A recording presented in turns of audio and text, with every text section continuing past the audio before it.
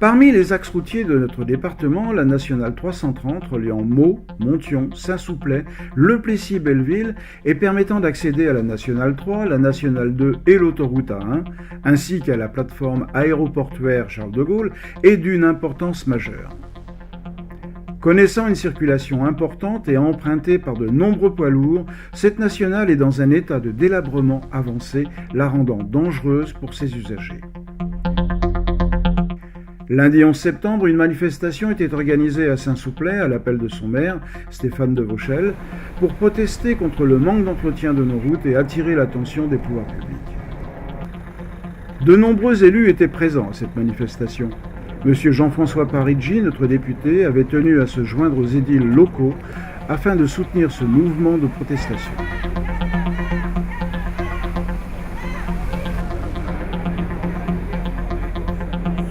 Vous connaissez la route comme moi, c'est pas une nouveauté et nous avons interpellé les services de l'État à plusieurs reprises. La DIRIF, qui gère la direction des routes d'Île-de-France, qui gère cet axe. Nous avons sollicité des rendez-vous, nous avons écrit au ministre, à la préfecture de région, au préfet de Seine-et-Marne, enfin toutes les autorités administratives de notre État. On a décidé avec notre député, les élus du conseil municipal de Saint-Souplet, les élus, les maires des communes riveraines, la com d'agglo du Pays de Meaux qui nous soutient aujourd'hui en mettant la police intercommunale à notre disposition. On a décidé écoutez, de nous faire entendre parce que je crois que parfois il faut taper un peu du poing sur la table et d'organiser cette manifestation.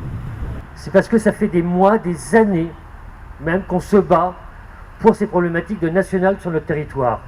Vous avez la nationale 330, vous aviez exactement le même problème sur la nationale 3 entre Meaux et Clessouilly. Je crois qu'aujourd'hui, il faut que l'État comprenne qu'il n'y a pas de priorité plus que d'autres. Les nationales, les routes, c'est primordial.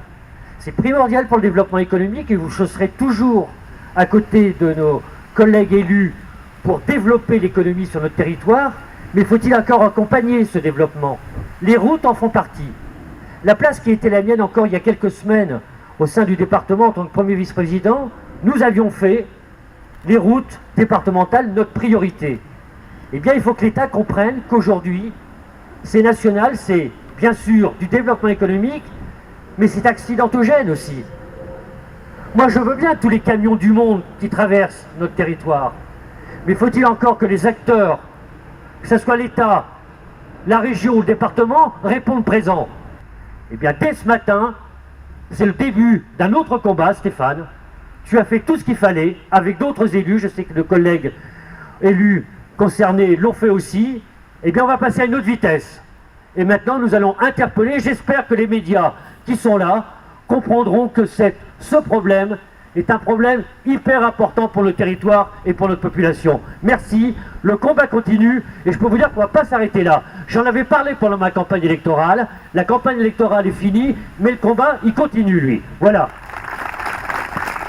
Bravo, merci monsieur le député. Alors Daniel Maurice, maire de Javelot-le-Chapitre, c'est-à-dire, je suis maire depuis 40 ans, voilà, un des plus anciens maires de Seine-et-Marne, si ce n'est le plus ancien. Votre présence aujourd'hui, c'est pour manifester, pour protester? C'est surtout pour que notre route, la D330, qui s'appelle D maintenant, malgré que ça soit une nationale, vienne utilisable par tout le monde. Il y a un camion tous les 50 mètres, tous les 100 mètres, c'est l'horreur absolue, c'est dangereux au possible, il y a des accidents tout le temps, et pour nos populations, c'est vraiment impossible à vivre. Merci beaucoup. Qui ai-je l'honneur? Frédéric Bénard, je suis maire de la commune de Cuisy, qui est limitrophe de Saint-Souplet, une commune de 450 habitants à peu près, qui, avec sa proximité, se trouve dans le bassin de vie de Saint-Souplet. Votre présence aujourd'hui? La présence, c'est que tous les habitants de Cuisy viennent sur Saint-Souplet, Saint-Souplet-Meaux ou Saint-Souplet-le-Plessis-Belleville, et on constate que la route nationale, c'est une catastrophe, quoi. Elle n'est plus entretenue, on suit des camions qui donnent des coups de volant pour éviter les trous, et ça devient très dangereux. Donc, par solidarité aussi avec la commune de Saint-Souplet et Monthyon, je suis là. Merci beaucoup.